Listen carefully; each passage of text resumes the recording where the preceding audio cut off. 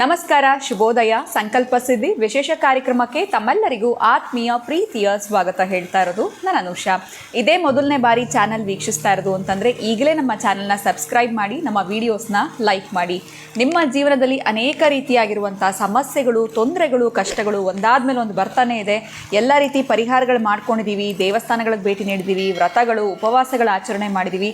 ಆದರೂ ಕೂಡ ಇರುವಂಥ ಸಮಸ್ಯೆಯಿಂದ ನೀವು ಹೊರಗಡೆ ಬರೋಕ್ಕಾಗ್ತಾ ಇಲ್ಲ ಅಂತಂದರೆ ಖಂಡಿತವಾಗ್ಲೂ ಚಿಂತೆ ಮಾಡಬೇಡಿ. ಇವತ್ತೇ ವಿಡಿಯೋ ನೋಡಿದ ತಕ್ಷಣ ನೀವು ಆದಷ್ಟು ಬೇಗ ಅಕ್ಷಯ ವೃಕ್ಷವನ್ನು ನಿಮ್ಮ ಮನೆಗೆ ಬರ್ಮಾಡ್ಕೊಳ್ಳಿ.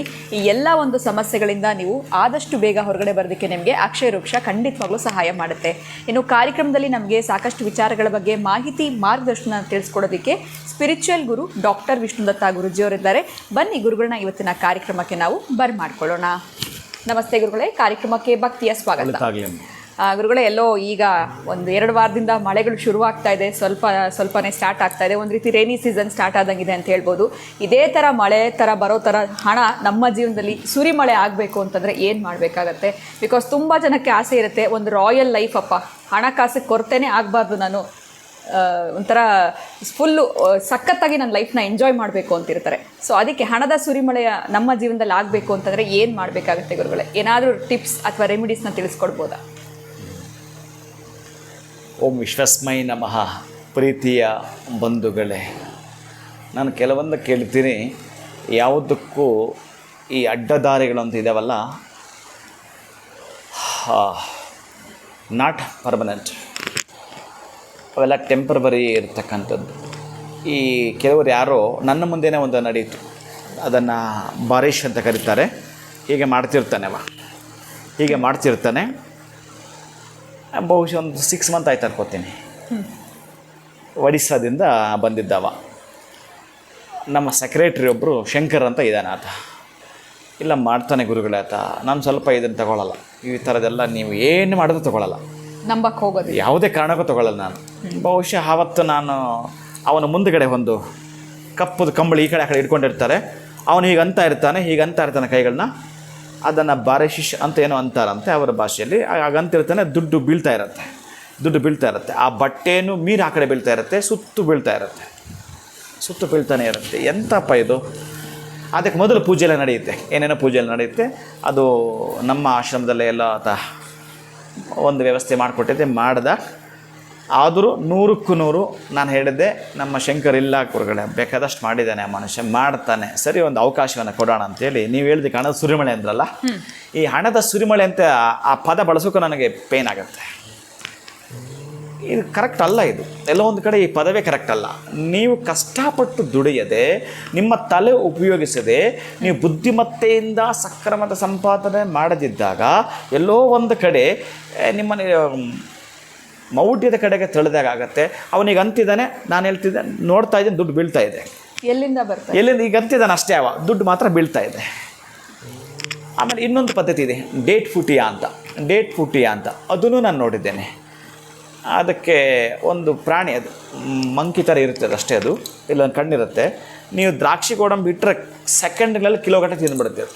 1-2 ಅನ್ನೋಳಿ ಸೆಕೆಂಡಲ್ಲಿ ಒಂದು 20 ಕಿಲೋ ತಿಂದುಬಿಡುತ್ತೆ ಅದು. ಅಂಥದ್ದು ಕೂಡ ನಾನು ಒಡಿಸ್ಸಾ ಕಡಲ್ಲಿ ನೋಡಿದ್ದೇನೆ. ಇವೆಲ್ಲ ಕೆಲವು ನೋಡಿದ್ದೇನೆ. ಆ ಮಂತ್ರ ಆಗಿರ್ಬೋದು. ಆಮೇಲೆ ಇನ್ನೂ ಕೆಲವಿದ್ದಾವೆ, ಇನ್ನೂ ಬಹಳ ಇದ್ದಾವೆ. ಈ ಜಪಾನ್ ಆ್ಯಂಡ್ ನೇಪಾಳ, ಇಲ್ಲೆಲ್ಲ ಕೂಡ ವಜ್ರಯಾನದ ಢಾಕಿನಿ ಧರ್ಮಪಾಲ ಅಂತ ಕರೀತಾರೆ. ವಜ್ರಯಾನದ ಈ ಶಾಕಿನಿಯ ಧರ್ಮಪಾಲ, ಆ ದೇವತೆಗಳನ್ನು ಹಿಡಿಕೊಂಡು ಕೂಡ ಕೆಲವೊಂದು ತಾಂತ್ರಿಕ ಪದ್ಧತಿಯಲ್ಲಿ ಮಾಡ್ತಕ್ಕಂತಹದ್ದಿದೆ. ಕೆಲವು ರಸವಾದಗಳು ಮಾಡೋದು ಇದರಲ್ಲಿದೆ. ಬಹುಶಃ ನಾನು ಸ್ವಲ್ಪ ಎಲ್ಲಿ ಅಂತಂದರೆ, ನನ್ನ ಕಣ್ಣ ಮುಂದೆ, ಸರಿ ನೀನು ಹಾಗೆಲ್ಲ ಮಾಡ್ತಾ ಇದೆಯಲ್ಲ, ಆ ಬಟ್ಟೆ ತೆಗೆದು ಮಾಡು, ಅದಕ್ಕೆ ಒಪ್ತಿಲ್ಲ ಅವ. ಆ ಬಟ್ಟೆ ತೆಗಿ ನೋಡೋಣ, ಇನ್ನೆಂತ ಆದಮೇಲೆ ಇಂತ ತಾನೇ ಉದುರ್ತಾ ಇದೆ, ತೆಗಿ. ಬಟ್ ಮತ್ತೇನು ಸುಮ್ಮನೆ ಅವ್ರನ್ನ ಜಾಸ್ತಿ ಯಾಕೆ ನಾನು ಅವ್ರನ್ನ ಗೋಳೋಕೋಬೇಕು ಬೇಡ ಅಂತ ಸುಮ್ಮನೆ ಬಿಟ್ಟೆ. ಆಮೇಲೆ ಎಲ್ಲ ಮಾಡ್ದೆ, ಏನೋ ಬಂತು, ಅವನಾಗಿ ರೊಪ್ ಅಂತ ಬಿದ್ದು ಕೂಡಲೇ ಮತ್ತೆ ಅದೆಲ್ಲ ತೆಗೆದ್ರು, ಎಲ್ಲ ಸೇರಿಕೊಂಡ್ರು, ಎಲ್ಲ ಕೌಂಟ್ ಮಾಡಿದ್ರು. 1,10,000, 1,20,000 ತನಕ ಬಂತು. ಅದು 500 ರೂಪಾಯಿ ನೋಟಿದೆ, 200 ರೂಪಾಯಿದು ಇದೆ, 100 ರೂಪೀಸ್ ಜಾಸ್ತಿ ಇದೆ, ತುಂಬ ಇದೆ. ಅದಕ್ಕೆ ಮೊದಲು ಗುಲಾಬಿ ಹೂಗಳು ತುಂಬ ಹರಡಿದ್ರು, ಏನೇನೋ ಮಾಡೋದಪ್ಪ. ಅದೆಲ್ಲ ಆಯಿತು, ಅದೆಲ್ಲ ನಾನು ನೋಡಿದೆ. ಆ ನಂತರ ಎಣಿಕೆಯೆಲ್ಲ ಮಾಡ್ತೀವಿ, ಎಲ್ಲ ಇತ್ತು. ಅವನಿಗಿರ್ತಕ್ಕಂಥ ಶಕ್ತಿ ಅಷ್ಟೇನಂತೆ, ಅಷ್ಟು ಮಾತ್ರ ಮಾಡಬಲ್ಲನಂತೆ. ನನಗೆ ಹೇಳಿದವ, ಸ್ವಾಮಿ ನಿಮಗೆ ನನಗಿಂತಲೂ ಶಕ್ತಿ ಇದೆ, ನಾನು ಇಷ್ಟೇ ಮಾಡಲಿಕ್ಕೆ ಸಾಧ್ಯ ಇದೆ, ನೀವು ಬಹಳಷ್ಟು ಮಾಡ್ತೀರಿ, ನೀವು ಮಾಡಬೇಕು ಅಂತಂದ. ಯಾಕೋ ಮನಸ್ಸಲ್ಲೇ ಹೋಗೋದು ಅಡ್ಡ ಅಂತ ಅನ್ನಬೇಕು, ನಾನು ಅನ್ನಲಿಲ್ಲ. ಏನೇನೋ ಹೇಳ್ತಿದ್ದಾನೆ, ಇಲ್ಲ ನಾನು ನಿಮ್ಮನ್ನು ನೋಡ್ತಿದ್ದೀನಿ, ನೀವು ಒಂದು ರೀತಿಯ ದೈವಾಂಶ ಸಂಬೂತರು, ದೈವ ಕಡೆ ಎಂತ ಏನೋ ಮಾತಾಡ್ದವ. ಏನೇ ಮಾತಾಡೋದು ನಂಗೆ ಇದು ಬರಲ್ಲ ಕಣಯ್ಯ, ಇದು ಬರಲ್ಲ, ನನಗೆ ಅದೆಲ್ಲ ಮಾಡಲಿಕ್ಕೆ ಬರಲ್ಲ. ಆದರೆ ಇನ್ನೂ ಸ್ವಲ್ಪ ಇಣುಕಿ ನೋಡಿದಾಗ ಮತ್ತು ನೋಡಿದಾಗ ನಾನು ಹೇಳ್ತಿರ್ತಕ್ಕಂಥದ್ದು ಪರ್ಮನೆಂಟ್ ಸೊಲ್ಯೂಷನ್ಸ್ ಅಂತ ಹೊರಟು ಹೋದಾಗ ಈ ತಂತ್ರ ಪದ್ಧತಿಯೋ, ಯಂತ್ರ ಪದ್ಧತಿಯೋ, ಮಂತ್ರ ಪದ್ಧತಿ, ಈಗ ನಾನು ಹೇಳಿದ್ನಲ್ಲ ವಜ್ರಯಾನ ಅಂತ, ಅಲ್ಲಿ ಸ್ವಲ್ಪ ದೇವಿಯನ್ನು ಸಿದ್ಧಿ ಮಾಡಿಕೊಂಡಾಗ ನೀವು ಹೇಳಿದ್ರಲ್ಲ, ಅವರ ಬದುಕಿನಲ್ಲಿ ಬಹುಶಃ ಕೆಲವರು ಮಲ್ಟಿಪಲ್ ಬಿಸ್ನೆಸ್ ಮಾಡ್ತಿರ್ತಾರೆ, ಲಾಸ್ ಆಗಿರುತ್ತೆ. ನನಗೆ ಲಾಸ್ ಆಗಬಾರ್ದು, ಅವನು ಮಾಡೋ ಬಿಸ್ನೆಸ್ ಲಾಭ ಆಗಬೇಕು, ಅದು ಹಣದ ಸುರಿಮಳೆ. ಇಲ್ಲೆಲ್ಲೋ ಸುರಿದು ಬಿಡುತ್ತೆ ಅಂದರೆ ಅವನೆಲ್ಲೋ ಬಹುಶಃ ಆಲ್ಟ್ರ್ ಮಾಡ್ಕೊಂಡು ಬರುತ್ತೆ ಅಷ್ಟೇ. ಅದು ಬಿಟ್ಟರೆ ಯಾವುದೇ ಕಾರಣಕ್ಕೂ ಸಾಧ್ಯವಿಲ್ಲ. ಅದಕ್ಕೆ ಅಡ್ಡದಾರಿ ಹಿಡಿಬೇಡ ಅಂತ ಹೇಳ್ತಕ್ಕಂಥದ್ದು. ನಾವು ಮಾಡ್ತಿರೋ ಕೆಲಸಗಳು ಸಕ್ಸಸ್ ಸಿಕ್ಕಿದ್ರೆ ಸಾಕು ಗುರುಗಳೇ, ನಮಗೆ ಅಷ್ಟು ಸಾಕು ನಮಗೆ. ಅದಕ್ಕೆ ನಾನು ಹೇಳ್ತಕ್ಕಂಥದ್ದು, ಕೆಲವೊಬ್ಬರು ಭೂಮಿ ವ್ಯಾಪಾರ ಮಾಡ್ತಾರೆ, ಅಂದರೆ ಲ್ಯಾಂಡ್ ಬಿಸ್ನೆಸ್ ಮಾಡ್ತಾರೆ, ಅವ್ರದ್ದು ಕ್ರಷರ್ ಇದೆ, ಆಮೇಲೆ ಅಷ್ಟೇ ಚೆನ್ನಾಗಿ ಗೋಶಾಲೆನ ಮೇಂಟೈನ್ ಮಾಡ್ತಾನೆ ಆತ, ಆಮೇಲೆ ವ್ಯವಸಾಯವನ್ನು ಕೂಡ ಮಾಡ್ತಾನೆ ಆತ. ಇನ್ನು ಒಂದು 20 ಎಕರೆಗೆ ಈ ಶ್ರೀಗಂಧ ಹಾಕಿದ್ದಾನೆ. ಇಷ್ಟು ತರಹದ್ದಿದೆ. ಯಾಕೋ ಅವ್ರಿಗೆ ಇದ್ದಕ್ಕಿದ್ದಾಗೆ ಲ್ಯಾಂಡ್ದು ಕೈ ಕೊಡ್ತು, ಕ್ರಷರ್ದು ಕೈ ಕೊಡ್ತು, 1-2-3 ಮಾರಾಟ ಮಾಡಬೇಕಾಯ್ತು ಆತ. ಆ ಪದ್ಧತಿ ತಿಳಿದಾಗ ಶೀಘ್ರವಾಗಿ ಅದಕ್ಕೆ ಏನಾಗಿದೆ ಅಂತ ಜಾತಕ ರೀತಿಯ ಕಂಡುಹಿಡ್ಕೊಂಡು ಅವನು ಅದರಿಂದ ಹೊರಗೆ ಬರ್ತಾ ಮತ್ತು ಸೇಮ್ ಬಿಸ್ನೆಸ್ ಒಂದು 5-6 ಬಿಸ್ನೆಸ್ಸು ನಾನು ತೃಪ್ತಿಯಾಗಿದ್ದೇನೆ ಗುರುಗಳೇ, ತುಂಬ ಸಂತೋಷವಾಗಿದ್ದೇನೆ ಗುರುಗಳೇ ಅಂತ ಹೇಳ್ತಿದ್ದವ ಯಾಕೋ ಹೇಗೆ ಅತೃಪ್ತಿ ಆಗಿದ್ದಾನೆ, ಸಾಲದ ಸುಳಿಗೆ ಸಿಲುಕೊಂಡಿದ್ದಾನೆ. ಇವನಿಗೆ ನೀವು ಹಣದ ಸುರಿಮಳೆ ಸುರಿಸಬಹುದಾ ಅನ್ನಲಿಕ್ಕೆ, ಅವನ ಬದುಕಿನಲ್ಲಿ ಭವಿಷ್ಯವನ್ನು ಕೊಡಲಿಕ್ಕೆ, ಅವನು ಮಾಡ್ತಾ ಇರೋ ಬಿಸ್ನೆಸ್ ಲಾಭವನ್ನು ಮಾಡ್ಕೊಳ್ಳೋದಕ್ಕೆ ಸಾಧ್ಯ ಇದೆ. ಅದು ಬಿಟ್ಟರೆ ಈ ಬಾರಿಶಿಸ್ ಮಾಡ್ತಕ್ಕಂತಹದ್ದು ನಾನು ಇವತ್ತಿಗೂ ಅದನ್ನು ಅಲ್ಲಿಗೆ ನಿಲ್ಲಿಸಿದ್ದೀನಿ. ಆ ತರಹದ್ದು ಸಾಧ್ಯವಿಲ್ಲ ಕೂಡ. ನೀವು ಈ ಯಕ್ಷಿಣಿ ದೇವಿಯನ್ನು ಅಥವಾ ಈ ಶಾಕಿನಿ ಡಾಕಿನಿ ಧರ್ಮಪಾಲ ದೇವಿಯನ್ನು ಆ ಒಂದು ಮಂತ್ರ ಅದೆಲ್ಲ ಸ್ವಲ್ಪ ಗೌಣ, ಅದನ್ನು ಕೂಡ ನಾನು ಮಂತ್ರ ಪ್ರಚುರಪಡಿಸೋ ಆಗಿಲ್ಲ. ಅದಕ್ಕಾಗಿ ಕೆಲವೊಂದು ನಿಧಾನಕ್ಕೆ ಈ ಮಂಡಲ ಪೂಜೆ ಅಂತ ಹೇಳ್ತಾರೆ, ಅಷ್ಟು ದಿನ ಅವನು ಸಾತ್ವಿಕ ಆಗಬೇಕಲ್ಲ, ಶುದ್ಧಿ ಆಗಬೇಕಲ್ಲ ಅವನು. ಆ ಥರ ಶುದ್ಧಿ ಆದ ಮೇಲೆ ಈ ಮಂತ್ರನ ಕೊಡಬೇಕು. ಏಕಾಏಕಿ ಮಾಡಿದಾಗ ಅದೇನಾದರೂ ವ್ಯತ್ಯಾಸ ಆಗೋ ಸಾಧ್ಯತೆ ಇರುತ್ತೆ. ನೀವು ಡೋಸ್ ಜಾಸ್ತಿ ಆದಾಗ ಆಗುತ್ತೆ. ಮೆಡಿಸಿನ್ ಡಾಕ್ಟರ್ 15 ಡೇಸ್ ಹೀಗೆ ತಗೊಂತ ಹೇಳಿರ್ತಾರೆ, ಓವರ್ ಡೋಸ್ ಆಗುತ್ತೆ. ನಾವು ಜಾಸ್ತಿ ಒಂದೇ ಸಲ 15 ಡೇಸ್ ಒಂದೇ ಸಲ ತೊಗೊಂಡ್ರೆ ಡೋಸ್ ಜಾಸ್ತಿ ಆಗ್ತಕ್ಕಂಥ ಈ ಮಂತ್ರಗಳು ಕೂಡ ಹಾಗೆ ಇದ್ದಾವೆ ಕೆಲವು.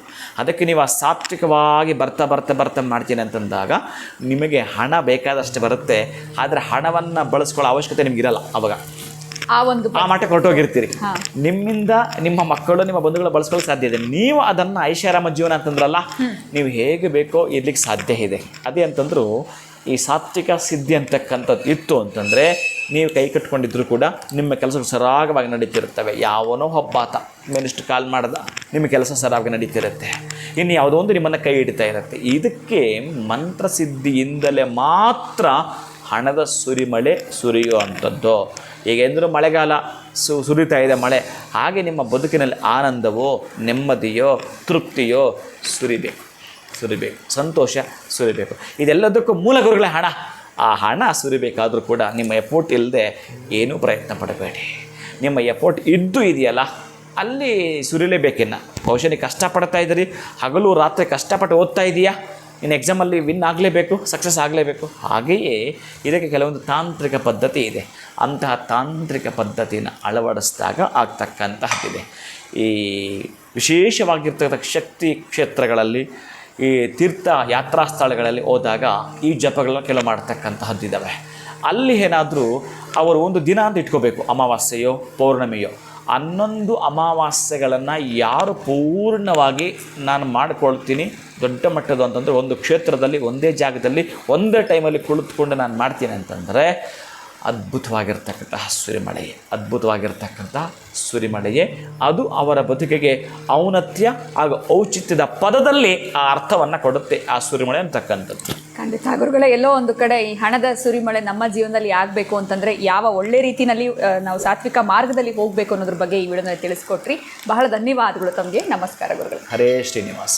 ಸೊ ಎಷ್ಟು ಅದ್ಭುತವಾಗಿರುವಂಥ ವಿಚಾರವನ್ನು ಈ ವಿಡಿಯೋನಲ್ಲಿ ನಮಗೆ ಗುರುಗಳು ತಿಳಿಸ್ಕೊಟ್ಟಿದ್ದಾರೆ. ನಿಮ್ಮ ಜೀವನದಲ್ಲಿ ಹಣದ ಸುರಿಮಳೆ ಆಗಬೇಕು ಅಂತಂದರೆ ಏನು ಮಾಡಬೇಕು ಅಂತ ಈಗ ನಿಮ್ಮೆಲ್ಲರಿಗೂ ಗೊತ್ತಾಗಿದೆ. ಇವತ್ತಿನ ವಿಡಿಯೋನ ಮುಗಿಸುವಂತಹ ಸಮಯ ಆಗಿದೆ. ನಮಸ್ಕಾರ.